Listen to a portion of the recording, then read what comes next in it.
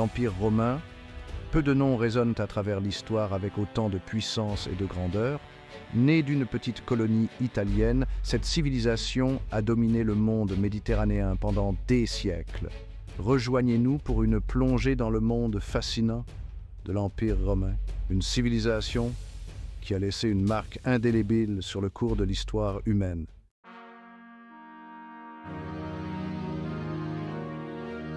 Notre voyage commence au 8e siècle avant Jésus-Christ, au milieu des collines verdoyantes de l'Italie centrale. La légende raconte l'histoire de deux frères jumeaux, Romulus et Remus, abandonnés à la mort mais sauvés par une louve. Ils allaient fonder une ville sur les rives du Tibre, une ville promise à un grand destin.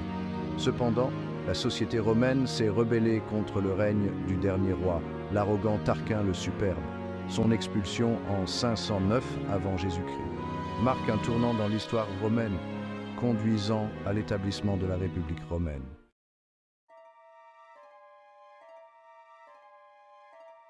Notre histoire commence par une légende transmise de génération en génération par les Romains. Elle raconte l'histoire de deux frères jumeaux, Romulus et Remus, descendants du héros troyen aîné. Abandonnés à leur sort alors qu'ils n'étaient que des nourrissons, ils furent miraculeusement sauvés et allaités par une louve. Devenus adultes, Romulus et Remus décidèrent de fonder une ville à l'endroit même où ils avaient été sauvés. Dans un accès de colère, Romulus tua Remus, s'arrogeant ainsi la domination de la colonie qui allait porter son nom, Rome.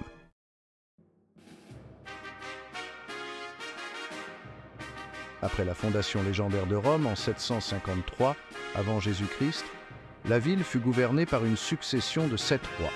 Ses premiers dirigeants ont joué un rôle crucial dans l'établissement des fondements de la société romaine, en façonnant ses institutions et en étendant son territoire. Les rois établirent une hiérarchie sociale, avec eux-mêmes au sommet, suivie d'une classe de nobles appelés patriciens. En dessous se trouvaient les plébéiens, les citoyens ordinaires, qui constituaient la majeure partie de la population. Cependant, les règnes des rois ne furent pas sans connaître leur lot de troubles et de mécontentements.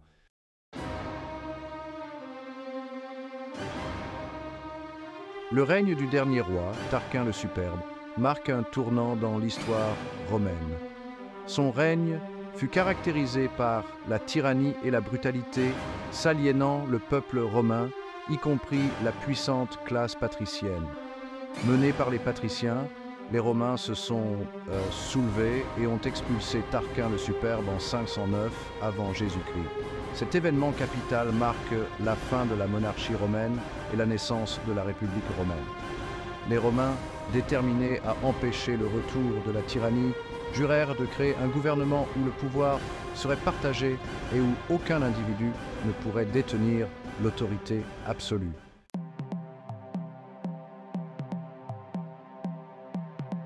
Au cœur de la République romaine se trouvait un système de gouvernance complexe et soigneusement équilibré.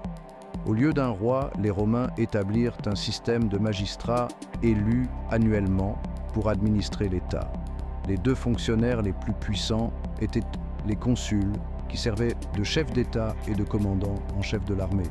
Le Sénat, à l'origine un organe consultatif du roi, a assumé un rôle central dans la République. Composé de vieux hommes d'État issus de familles importantes, le Sénat contrôlait les finances de l'État, la politique étrangère et les affaires religieuses. La lutte de pouvoir entre les patriciens et les plébéiens, les citoyens ordinaires de Rome, allait devenir un élément déterminant de l'histoire de la République.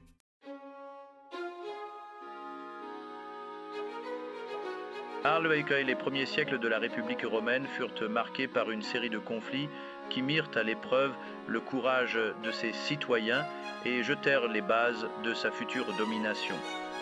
L'armée romaine, organisée en légions disciplinées, s'est avérée être une force de combat redoutable. Les soldats romains étaient réputés pour leur courage, leur discipline et leur habileté, tant dans les batailles rangées que dans les sièges. Grâce à une combinaison de victoires militaires et d'une diplomatie avisée, Rome a progressivement soumis ses rivaux et établit son hégémonie sur la péninsule italienne. Cette approche pragmatique de la conquête a contribué à consolider le pouvoir romain et à favoriser un sentiment d'unité parmi les divers peuples sous domination romaine.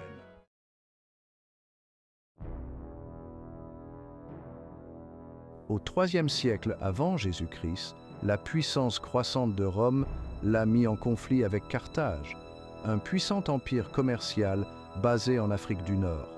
Les guerres puniques, une série de 3 conflits épiques entre Rome et Carthage, allaient déterminer le sort du monde méditerranéen occidental.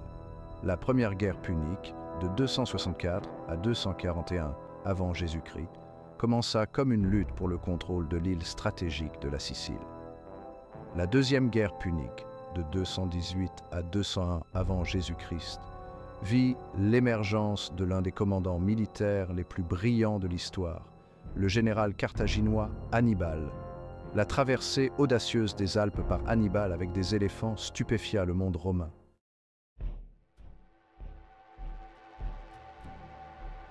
Le dernier siècle de la République romaine fut une période de profonds bouleversements et de transformations.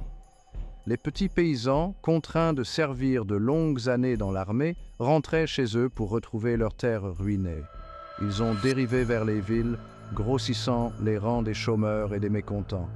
Pendant ce temps, le butin des victoires apportait d'immenses richesses et un pouvoir considérable entre les mains de quelques familles de l'élite. Les généraux revenaient de la guerre en héros, exerçant une influence sans précédent. La scène était prête pour un nouveau chapitre de l'histoire romaine, marqué par l'ascension d'un homme et la transformation de la République en empire.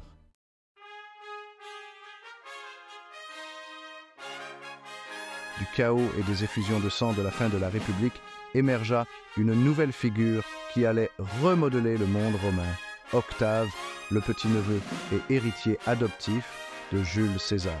L'assassinat de César en 44 avant Jésus-Christ avait plongé la République dans une nouvelle série de guerres civiles. Octave, jeune homme astucieux et ambitieux, a su naviguer habilement dans le paysage politique semé d'embûches.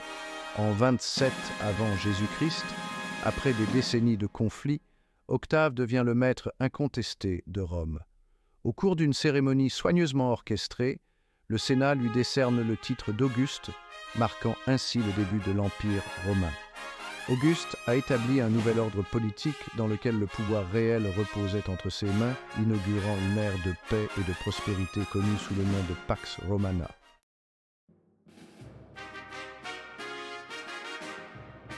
Le règne d'Auguste marqua le début d'une période remarquable de l'histoire romaine, souvent appelée la Pax Romana ou paix romaine.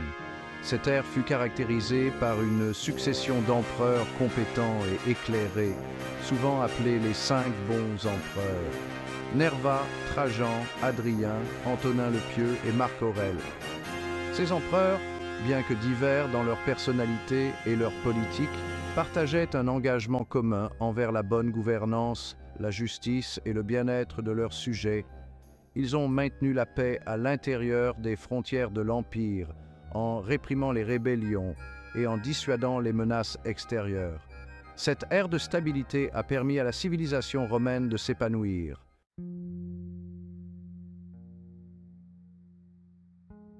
La Pax Romana a vu naître un âge d'or de l'art, de la littérature et de l'architecture romain. Les empereurs, en particulier Auguste et Hadrien, étaient des mécènes des arts, commandant de magnifiques bâtiments, monuments et sculptures qui suscitent encore l'admiration aujourd'hui.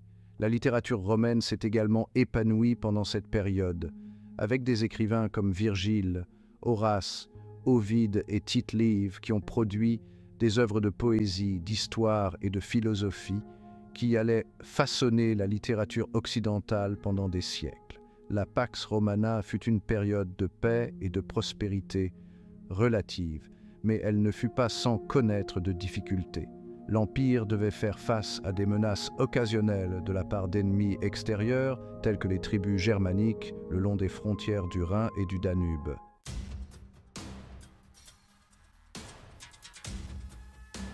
La La Pax Romana, malgré toute sa gloire, ne pouvait durer éternellement. Au IIIe siècle après Jésus-Christ, l'Empire romain est confronté à un concours de crise qui menace de démanteler le tissu de sa société. L'un des défis les plus urgents était l'instabilité croissante de la fonction impériale elle-même. Les coups d'État militaires et les assassinats sont devenus monnaie courante, les généraux ambitieux se disputant le pouvoir, plongeant souvent l'Empire dans des guerres civiles brèves mais sanglantes. La corruption s'est développée, érodant la confiance du public dans l'administration impériale.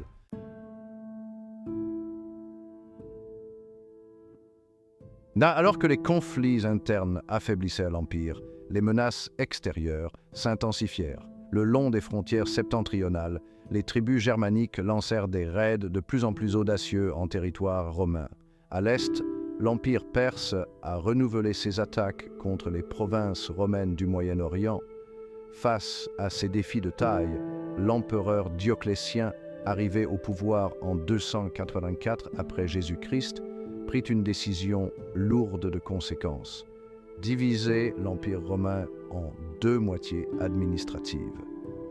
L'Empire romain d'Occident, en proie à des difficultés économiques, à l'instabilité politique et aux invasions barbares incessantes, finira par s'effondrer au XIe siècle après Jésus-Christ, tandis que l'Empire romain d'Orient, centré sur Constantinople, survivra encore 1000 ans sous le nom d'Empire byzantin.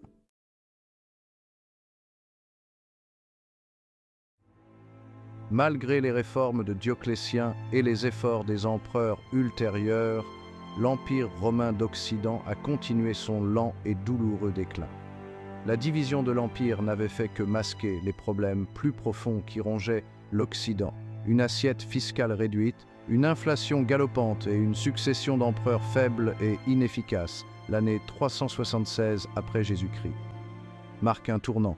Une force massive de Goths, fuyant l'avancée des Huns vers l'ouest, franchit le Danube pour chercher refuge sur le territoire romain. Les Romains, affaiblis par les divisions internes et le manque de ressources, acceptent de laisser les Goths s'installer à l'intérieur des frontières de l'Empire, espérant les intégrer à la société romaine en tant qu'agriculteurs et soldats. Cependant, les relations entre Romains et Goths se détériorent rapidement. Les fonctionnaires romains, corrompus et exploiteurs, maltraitent les Goths, les poussant à la rébellion. En 378 après Jésus-Christ, à la bataille d'Andrinople, les Goths, menés par leur chef Fritigern, infligent une défaite cuisante à une armée romaine, commandée par l'empereur romain Dorian Valan, qui est tué au combat. La bataille d'Andrinople est un tournant dans l'histoire romaine. Elle révèle la vulnérabilité de l'armée romaine, autrefois considérée comme invincible, et brise l'aura d'invincibilité de Rome. Les Goths, enhardis par leur victoire, ravagent les Balkans, pillant les villes et villages romains. Bien que les Romains aient réussi à contenir la menace gothique pendant un certain temps, l'Empire ne sera plus jamais le même.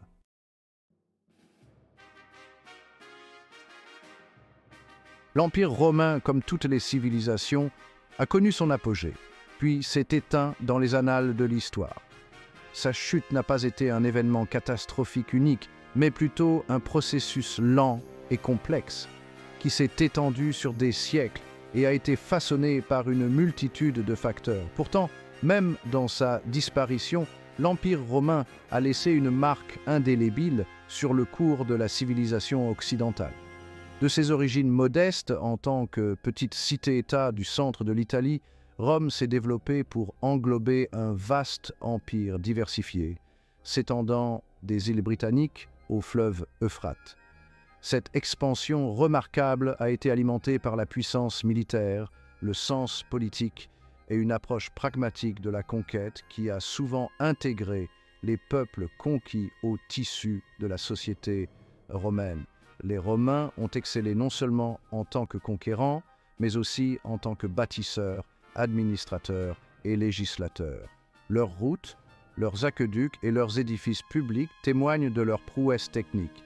Le droit romain, avec l'accent qu'il met sur la justice et la primauté du droit, a fourni un cadre au système juridique pendant des siècles.